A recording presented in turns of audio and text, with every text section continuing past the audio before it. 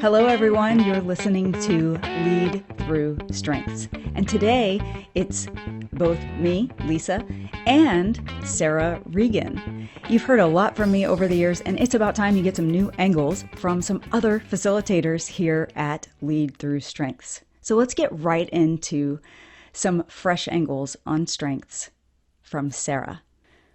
So, Sarah, sometimes we walk into a StrengthsFinder event. We're doing CliftonStrengths kickoff. It's a big thing. And you know there are a couple of people in the room who are really skeptics. Tell me, how did you come to CliftonStrengths, and have you ever experienced that either in your own skepticism or other people in the room, and how has that gone for you? Absolutely. I think at this point, I almost expect that there will be a skeptic or two in the room. And I myself also had that skepticism when I was first introduced to StrengthsFinder. I think for me, it was the opportunity of let's bring the team together. I was leading a group of around maybe 25 people or so at the time. And I thought, I know team building is a good thing. We do this from time to time. We'll have coffee, we'll have bagels. Maybe people will get to know each other a little bit more. But I didn't really expect there to be much of a profound takeaway. But for me, I was really struck by reading my own report and feeling like it really did help to highlight some things that I was aware of. So my skepticism really certainly changed after I got a look at my own results. And then in seeing the results of the team members too, I mean, it just really dramatically changed the way I thought about my work, my career, the types of things I said yes to, the type of things I said no to, and how to position other people for success as well. So even though I was a skeptic, I think I was a quick convert, and really felt like even in my homegrown fashion was doing strengths at any chance that I could with new team members or other people that I worked with.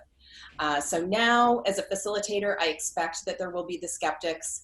I think one of the things that really helps is that people have some of the research underpinnings, and to be able to see that ahead of time. There will be people who will want to understand, how was this validated? What's the reliability? Why did they choose these questions? So to make that available for people, whether it's before or after a session, that can help as well.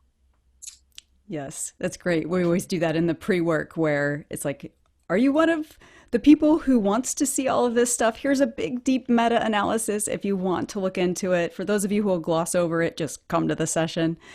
So you have a master's degree in psychology, don't you? I do. So I can imagine with that kind of point of view, you might have needed to dig in. So when you saw your own results, let's say you're fast forwarded, you're good with the tool now, you've looked at the validity and the reliability statistics and you're feeling good. Now you looked at your own results. Did you have any that you were personally surprised by, or even not just sure that they were you? I think the biggest surprise for me was strategic. And as I read the description, and I think it's one of the strengths that people can have a lot of confusion about because our mind can go many different places about what that word means. But in understanding fully the definition and that Gallup definition of strategic, I did find that it really fit for me. And it was a style of thinking about systems and problem solving. I think I've always, as I trace back to hobbies and things that I've enjoyed, it has to do with patterns and how things fit together. So it explained a lot. I think at that point of my career, I had been in this role or in this organization for probably 7 or 8 years. And I had so many ideas about how to, things that needed to change. And some of my ideas were pretty radical.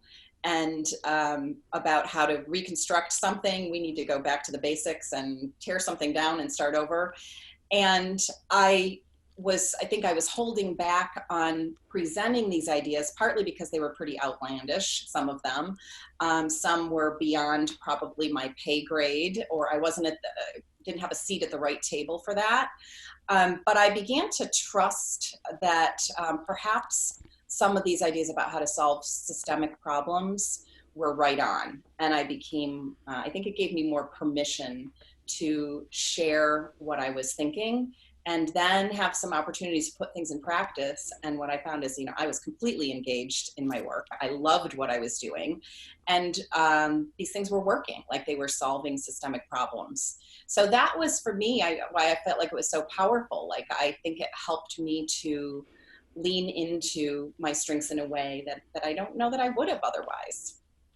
I think that's such a cool example of seeing things through a workplace lens where you saw systemic problems and you gave yourself permission, because so many people look at their results and go, oh, this is why I'm always the voice of that in meetings, or this is why this is always running through my head. And suddenly, now that they have the result in front of them, they knew this about themselves, but they say, oh, that's why I ought to just leverage that.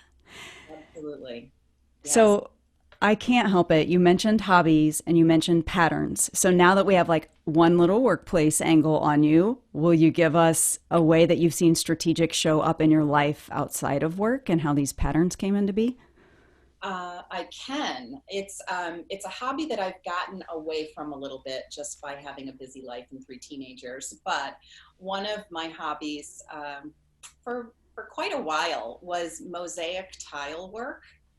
And so I love to be able to sketch out a design, and then I would take my tile in the driveway with a hammer and be smashing pieces of tile and looking for exactly the color and the texture and the right piece to fit into this larger whole of the design. And so I did some commissioned works for a while. I had some things that were being sold in shops, and I loved it. I loved doing this work. And so it's partly, I think, goes back to that, how can I make everything fit? And very much with strategic, I feel it's the way I approach my work too, is I always feel like my keep me optimistic. Like there is a solution for every problem. There is a way that this will work. I just need time. I need the access to the resources. I need to play around with it, but I'll get there. And that was completely the process of doing mosaic tile work too. That is so cool. I love hearing. Also, I love looking at mosaic tiles because I thought about putting them like on a shower floor, making a dragon, but it's all the same color, but the pattern and the angles of the pattern is what makes the dragon pop out to you, except they're actually all the same color, and it would be a monochromatic thing, but your eye is doing it because of the pattern. So someday, watch, I'll commission you. I'll be like, come over from Boston. I need a dragon on the ground. Sign me up. After your teenagers are off off the payroll, right? Because even as I talk about it, I remember how much fun I had, and I love doing that work. So it is one of the things that I plan to return to. It's a perfect way to end that question, because the idea of strengths and how you can reconnect to the things that energize you, and how when you tap into it, it's not just saying, oh yeah, this hobby or this skill energizes me, but when my brain is turned on in this way, it gives people a new access at work to find, oh, that's why I like that thing that I didn't expect to like that much, just because it uses this pattern in my mind. Yeah. So cool. Okay, now it's your turn. You have some great new perspective to go apply in the workplace. We wish you the best as you take these ideas and you learn to spot them in yourselves and then apply them to your life to make the workplace a better place. Bye for now.